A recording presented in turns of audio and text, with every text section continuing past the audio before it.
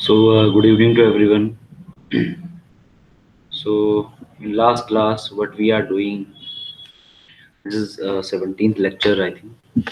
So, in the last class, हम cover कर रहे थे लग एंगल, राइट? लग एंगल की बेसिक थ्योरी हमने देख ली थी। हम इसे क्यों यूज़ करते हैं, क्या पर्पस होता है। हम लग एंगल बेसिकली यूज़ करते हैं गसट प्लेट की लेंथ को कम करने के लिए, और इफ़ लोड इज़ हायर तो रिक्वायर्ड नंबर ऑफ बोल्ट ज़्यादा आ जाएंगे, और रिक्वायर्ड नंबर ऑफ बोल्ट अब ज़्यादा आ जाएंगे तो उस केस में क्या होता है, जैसे कि है ना, जैसे कि ये आपने एक ना मेन एंगल प्रोवाइड करा है ना।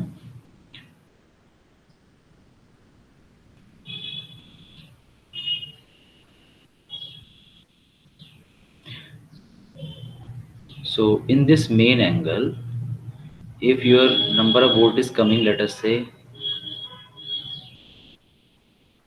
8, right? एंड आपकी गसट प्लेट की थिकनेस है वो लिमिटेड है, right? It is limited, and if the load, we increase the load, or if you can say the load is 2 times, then number of volt required is more, like 15, like 16. So if this gusset plate length is limited, so what we have to do, this is restricted, right? ये आप नहीं बढ़ा सकते हैं. Then what we have to do, we have to provide some angle here to accommodate this extra number of bolt, and this lug angle will take care will take care extra load, right? तो कुछ conditions हमने देख ली थी कि main angle and लग angle के बीच में 40% load distribute होगा, मतलब कि जैसे for example this is gusset plate and this is your main angle, ठीक है? ये यहाँ से जो है बोल्टिंग आपने कर रखी है। लेट अस से total load is 1000 kilonewton, right?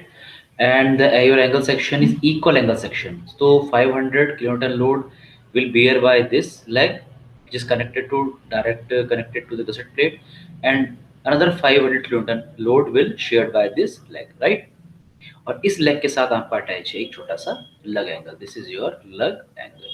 तो जो मेन एंगल की आउटस्टैंडिंग लेग से जो आपका लेग एंगल कनेक्ट है, यानी दिस लेग से दिस लेग जो कनेक्ट है, उसमें आपको 40% लोड इंक्रीज कराना है, राइट? और जो गसट प्लेट से लग एंगल अटैच है उसमें आपको 20% लोड इंक्रीज कराना है एज पर दी कोडल प्रोविजन। जो भी लोड आएगा आप उसका 20% हायर लेंगे, ठीक है? Let's move to the numerical. A tension member carrying factor tensile force of 180 kilonewton has to convert through a gusset plate 10 mm thick, right? Using 16 mm dia bolt, ordinary bolt. The available length of the gusset plate. यहाँ पर आ गया है available length. अब available length चीज जब आ गई, available length word आ गया, it means that the length of gusset plate is restricted. ठीक है? सो हमको ये समझना पड़ेगा कि मे भी यहाँ पर लग एंगल रिक्वायर्ड होगा, ठीक है? Available length of the plate of connection making connection is 250 mm। 250 mm से ज़्यादा हम ये नहीं ले सकते हैं, ठीक है? Design the member and it's connection, also design the lug angle if required. तो लग एंगल नेसेसिटी होगी तो ही प्रोवाइड करेंगे, अननेसेसरी प्रोवाइड नहीं करेंगे, ठीक है? तो this is the step how we proceed for the lug angle design. First, calculate the gross area. Gross area required is depends upon the load. If load की कैपेसिटी का ही अगर स्ट्रेस कंसिडरेशन करें तो what will be the gross area? Load के equal. So load divide by the stress, and the stress is in the gross yielding stress is Fy upon 1.1। तो Ag gross area is coming 792 mm²। इस एरिया का हमें कोई भी section steel table से pick करना है, स्टील टेबल से चूज करना है, राइट? तो if you are choosing, then we prefer always equal angle section most of the time. So for the main angle we are choosing nearer to this area. If area required is this much, तो हम इससे थोड़ा सा ज्यादा area वाला section choose करेंगे। कभी भी इससे कम एरिया वाला चूज नहीं करना है कि इतना तो एरिया रिक्वायर्ड है minimum. What for this 180 kilonewton load 792 है तो 800 अराउंड 800 से थोड़ा ज़्यादा हम एरिया चूज करेंगे तो हम ऐसा सेक्शन स्टील टेबल में पिक करेंगे। तो ये हमने एंगल सेक्शन ले लिया 75/75 इंटू 6। इसका जो ग्रॉस एरिया है स्टील टेबल में गिवन होगा दैट इज 866 mm²। ओके, वो भी यहाँ नोट डाउन कर लिया। कुछ प्रॉपर्टीज लाइक आर मिनिमम 14.6 ये सब हमने स्टील टेबल से नोट डाउन कर ली, whatever we required. R minimum वैसे अभी नहीं चाहिए। A N C the net area of connected leg हम निकाल लेंगे, हमको पता है राइट। कैसे निकालते हैं पहले देखा हुआ है, जैसे डायमीटर होल माइनस कर दिया क्योंकि ये प्लेट है और इससे हमारा एंगल इस तरह से अटैच है राइट। 324 AGO आउटस्टैंडिंग लेग का ग्रॉस एरिया ये आपने इस तरह से निकाल दिया 432। टोटल नेट एरिया आ गया आपका 756। Total gross area is 866 of this section. Total net area is 756 mm² for this section.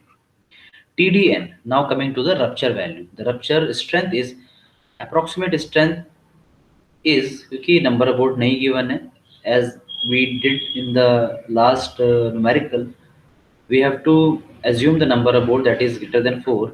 For that, if number of bolt is greater than 4, for that alpha value is 0.8. This is the approximate method to find the rupture strength. So alpha A into A net into FU over 1.25. सारी value यहाँ put करनी है। ए net आपने निकाल लिया FU 410, it is coming 198.4 kilonewton which is greater than 180 kilonewton. So we have to compare this thing also. If this strength is coming like less than 180 kilonewton, less than the load, given load, then it will fail, right? So this strength must be greater than the given external load, right? Now to find the number of bolts, ki how many number of bolts is required for design, you have to find the strength. तो VDSB shear strength आपको पता कैसे निकालते हैं, वही similar formula लगाया आपने।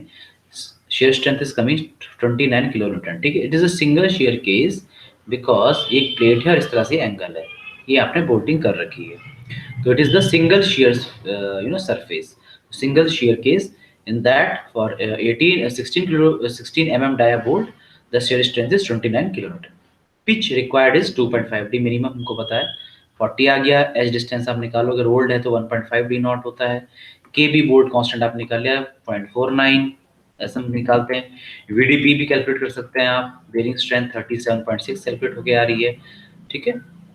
And देखिए thickness of plate, गसट plate given is 10 mm, but angle की थिकनेस कितनी है 6 mm है, तो लेसर लेते हैं। दैट्स वाई यहाँ पर हमने 6 अडॉप्ट किया है। Bolt value is the lesser from the shearing and bearing, तो शेयरिंग में कितनी है 29 होगी। So number of bolt required and is the total load divided by the strength of one bolt. So 180 divided by the 29, it is coming 6.2. So we'll take the 7 bolt. So this is our arrangement like this, in which we will provide number of bolt 7. After providing the number of bolt 7, we have edge distance, we have pitch distance. So इसको arrange करेंगे let us से single line में, तो हम यहाँ पे pitch provide कर देंगे 40 40 40 ऐसे करके, है ना। और एज डिस्टेंस हमारी होगी 30 30। सो हम अब ये चेक करेंगे कि जो हमारी गसट प्लेट की जो लेंथ आ रही है, जो रिक्वायर्ड लेंथ आ रही है गसट प्लेट की, वो कितनी आ रही है। So now we will find the minimum length of gusset plate और required length of the gusset plate. तो टोटल आप पिच 6 पिचेस हैं, 6 into 40 प्लस दोनों side edge distance 2 into 30, it is coming 300 mm, ठीक है। अब ध्यान से देखिए, available length of the gusset plate given in the question is 250 mm, required length is 300 mm। इसका मतलब ये हुआ कि अगर आपने सिंगल लाइन बोल्टिंग प्रोवाइड करी और इतना ही लोड आपका है, तो आपको 7 बोल्ट तो प्रोवाइड करने पड़ेंगे। For that 7 bolt minimum length required is 300 mm।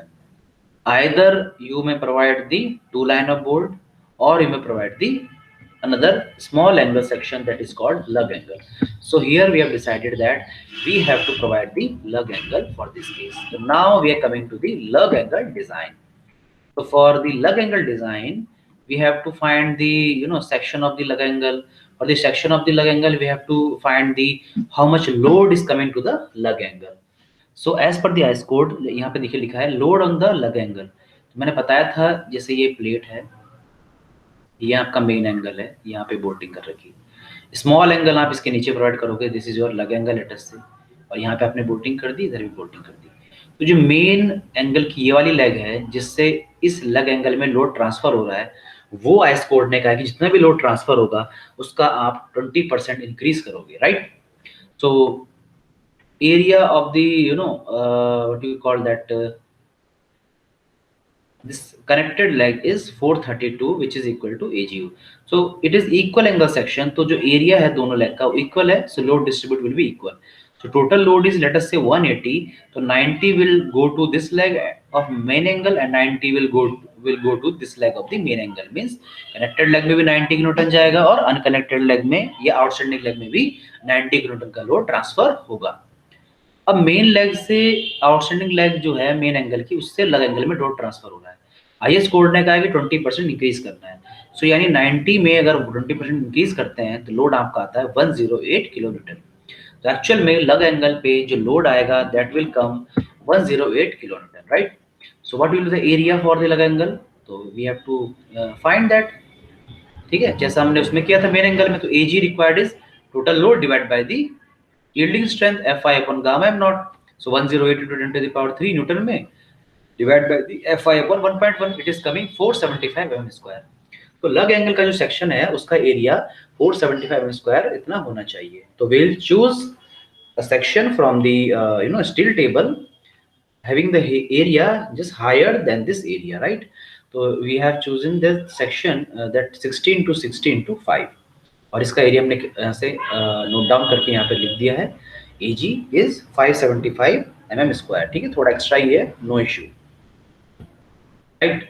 So for this net area is, what will be the net area for the angle section if this angle section attached here and here? ये sorry, this upper one is the angle section. यहाँ पे ऊपर लगा दिया है, कोई फर्क नहीं पड़ता, नीचे मेन एंगल है। तो लगा एंगल यहाँ पे 16 to 16 to 5. Now we have to provide the number of bolting, कि how much bolt require here, how much here, how much here. So net area is the total area minus diameter of hole not into T. T is the angle section की thickness, which is 5. 16 to 16 to 5 है, तो thickness will be the 5. Net area is the 485 mm square. So check lug angle in the rupture. Rupture में strength वही approximate आपने calculate कर ली, 0.8 FU, 485 into 1.25. तो strength जैसे हमने सिमिलर मेन एंगल के लिए प्रोसीजर किया था, सेम हम लग एंगल के लिए प्रोसीजर कर रहे हैं। मींस आपने नेट एरिया निकाला था, फिर आपने रप्चर स्ट्रेंथ भी निकाली थी, और हमने चेक किया था जो रप्चर स्ट्रेंथ आ रही है that strength must be greater than the given load और coming load to the lug angle. तो ये जब कैलकुलेट करी, आप कैलकुलेट कर लेना, it is coming higher than this 108 kilometre. So hence we can say the leg angle is safe, leg angle is not failing. Now coming to the number of bolt required, right? Number of bolt is total load divided by the VDSB, and VDSB will be the same 29 kilonewton here. So 108 by 29 is equal to 3.74 is equal to 4 bolt. So length of gusset plate this time required is 3 into 40 in plus 2 into 30. So यहाँ पर जो भी bolts required होंगे that will be the 4 number of bolt, and length of gusset plate this time required is 180 mm. Connection of main angle to the gusset plate, यानी अब main angle गसट plate के बीच में connection, उसमें कितने bolt required होंगे? तो load कितना है 90 kilo newton, as it is 90 रहेगा, तो 90 over 29 into which is equal to 3.1 which is also equal to 4 volt. तो यहाँ पे भी 4 volt रिक्वायर्ड होगा, तो यहाँ पर 4 volt रिक्वायर्ड हो गए, यहाँ पर 4 volt रिक्वायर्ड हो गए, है ना? Now coming to the connection of lug angle to the main angle, यानी ये वाला connection lug angle to the main angle, इसमें कितने वोल्ट रिक्वायर्ड होंगे? तो इसके लिए एस कोड ने कहा कि जितना भी लोड मेन एंगल में आ रहा है उसका 40% इंक्रीज करना है। तो 90 में 40% इंक्रीज जब करते हैं, it is coming 126 kilo newton. Okay, so number of bolt requires is 126 divided by 29, it is coming as 5 number of bolts. So for this much plate is required. ठीक है, so we can see that this is arrangement, this is the gusset plate, this is the lug angle and this is the main angle. इसमें 4 required हैं। Okay, और ये आपके लग angle plate में भी 4 रिक्वायर्ड हैं, but the main angle and लग एंगल जो कनेक्शन है उसमें 5 बोल्ट हैं। This 1 2 3 4 5 you can arrange by providing this optimum pitch and edge distance. So this is the presentation for the final arrangement, right? तीन section में divide कर दिया है ना, कि यहाँ पर जो है 90, यहाँ पर जो है लोड डिस्ट्रीब्यूट होगा गसेट प्लेट से एंगल सेक्शन में 20% है ना, तो 90 का 20% इंक्रीज कर दिया तो 108 यहाँ पर आया। मेन एंगल में तो 90 था ही, तो ये 90 के लिए डिजाइन हो गया है ना। मेन एंगल विद लग एंगल यानी ये वाला कनेक्शन किसके लिए डिजाइन हो गया, 40% इंक्रीमेंट ऑफ लोड के लिए, मतलब 1.4 टाइम्स ऑफ 90, तो ये हो गया 126 के लिए। इस तरह से हमें डिजाइन करना है लग एंगल बेसिकली, ठीक है। तो here we have ended this chapter, tension member. Now in continuation we are starting the new one, new chapter, new unit, that is compression member. Compression member or column और strut, compression member normally मतलब हुआ ऐसे member जो axial compression force beer करते हैं, axial compression force लेते हैं। जैसे कि for example this is a column section you have, और इसमें इस तरह से वर्टिकल लोड आपका लग रहा है P, which produce the compressive stresses, axial compressive stresses in this member. This is called compression member, ठीक है। अब ये इसमें vertically, if it is purely vertical, then we can say it is as column. If it is other than vertical, means if it is provided in truss or somewhere in inclined way, this member, compression member is inclined way, then this member is called strut, okay। तो strut column में ये difference है कि वो एक straight vertical straight होता है और ये इंक्लाइंड होता है, ठीक है। Definition, structure member subjected to the compressive force and tend to decrease the length along the axis is called as compression member. जो ये कंप्रेशन हो रहा है, एलोंगेशन, टेंशन में एलोंगेशन होता है, पुलिंग होती है, तो it is tend to increase its length in tension member. Opposite हो जाएगा जब कंप्रेशन मेंबर में आप कंप्रेसिव फोर्स लगा रहे हो, तो इसको क्या करेगा, ये नीचे नीचे कंप्रेस करने की, नीचे प्रेशराइज करेगा, सो इट में tend to decrease its length, right. Steel building में जब ये लगता है तो इसको स्टैंचियन बोलते हैं, रूफ ट्रस में लगता है इसको स्ट्रट बोलते हैं, क्रेन में लगता है इसको बूम बोलते हैं, और बाकी काफी सारे सेक्शन में प्रोवाइड करते हैं, T section, channel section, angle section, right. So some kind of failure we can see in the compression member. The modes of failure is, first one is squashing. Squashing means you can say crushing. Crushing का मतलब होता है कि when your column or compression member is small, when your column or compression member is small, and it will fail by the crushing due to the certain high load. आपने load लगाया और ये short है, तो it will crush, it will proper deform, it will crumble. This it is coming in the short column, squashing or crushing.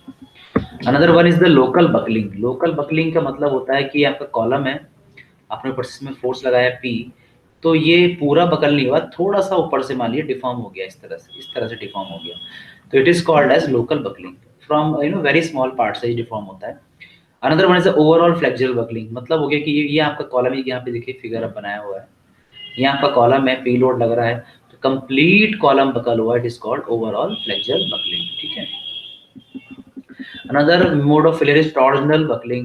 Due to the torsional movement, twisting movement, the member get twisted about the shear center in axis. Example, channel section, angle section, okay? तो जैसे let us suppose this is the channel section you have. इस channel section में shear flow इस direction में होता है ना? इस तरह से होता है आपका shear flow. To balance this shear flow, we have some point.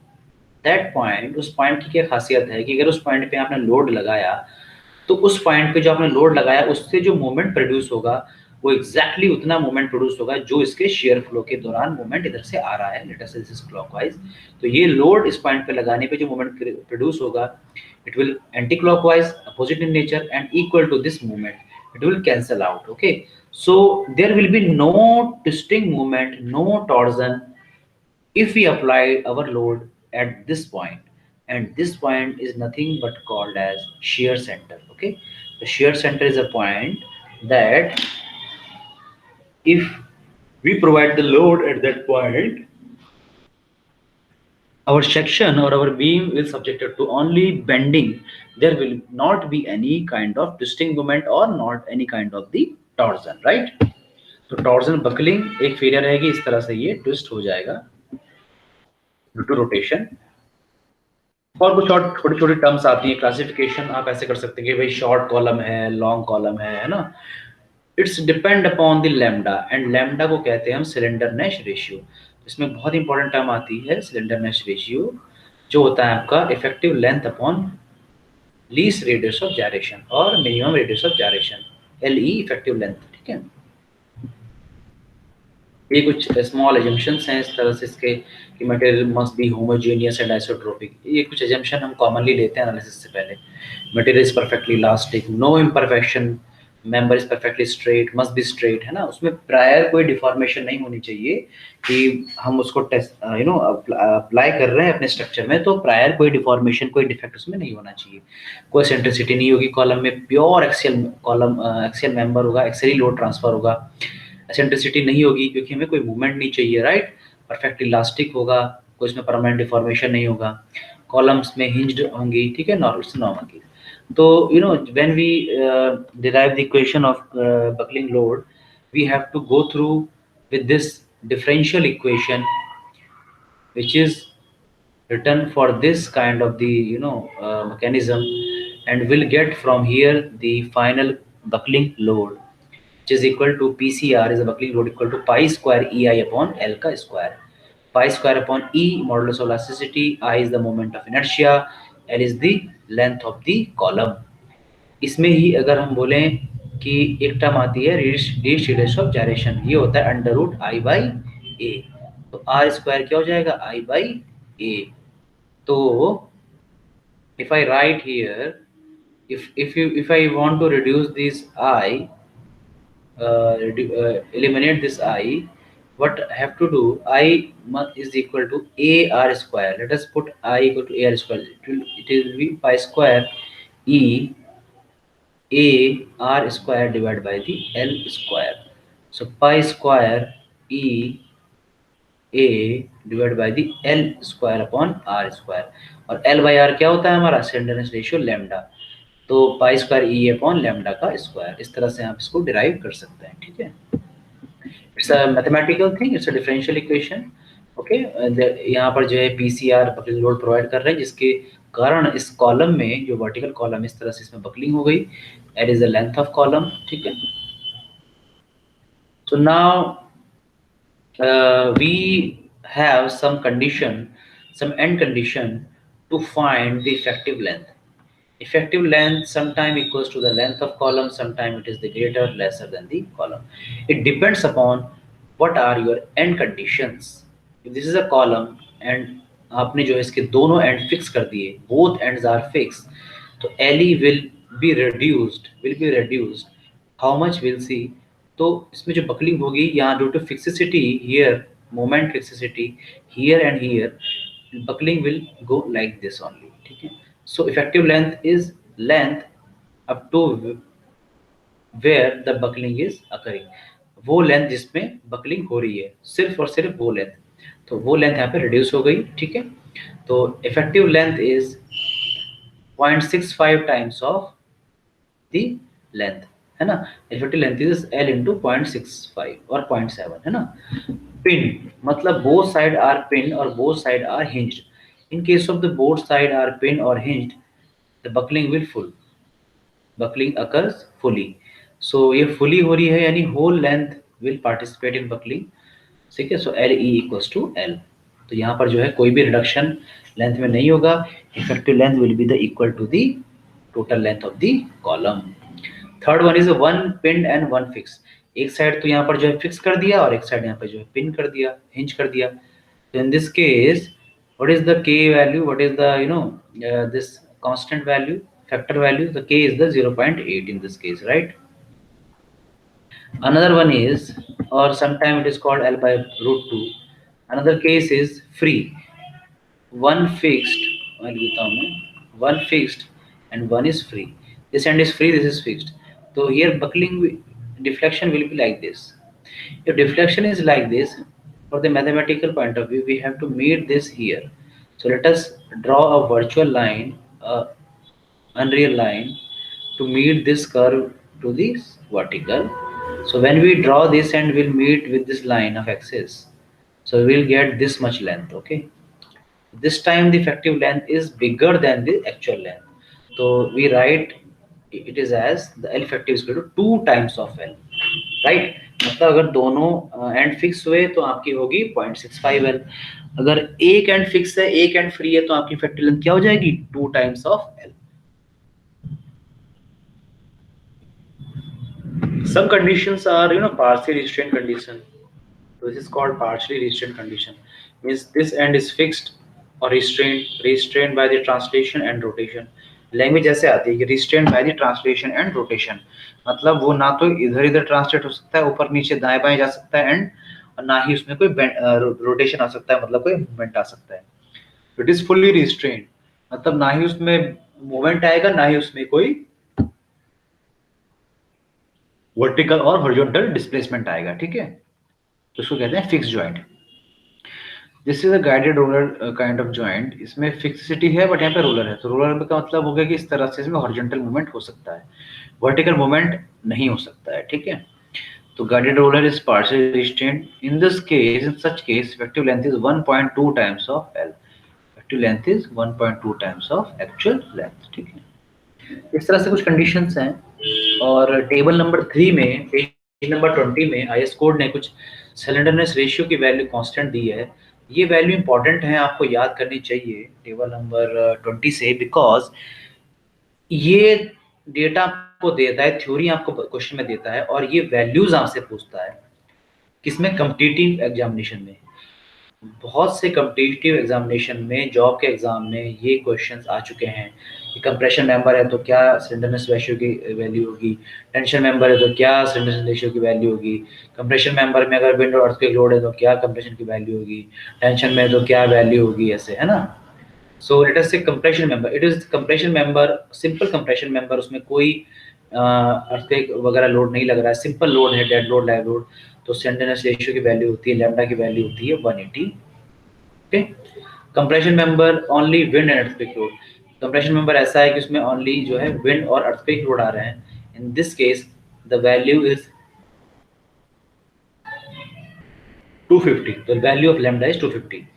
Third one is the pure tension member. So pure tension member में वैल्यू इज 400। अगर प्योर टेंशन मेंबर है, उसमें कोई डिफरेंट तरह की लोडिंग नहीं है, तो the lambda lambda value is 400, right.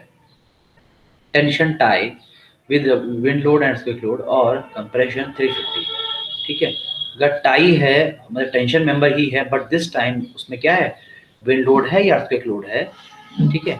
तो in such case the slenderness ratio value is the 350। And the last case is the tension only reversal stresses due to wind load and earthquake load. Load wind earthquake ही है, but due to these load अगर उसमें reversal stresses आ रहे हैं, cyclic stresses आ रहे हैं, in that case tension member में, in that case the lambda value is 180, ठीक है।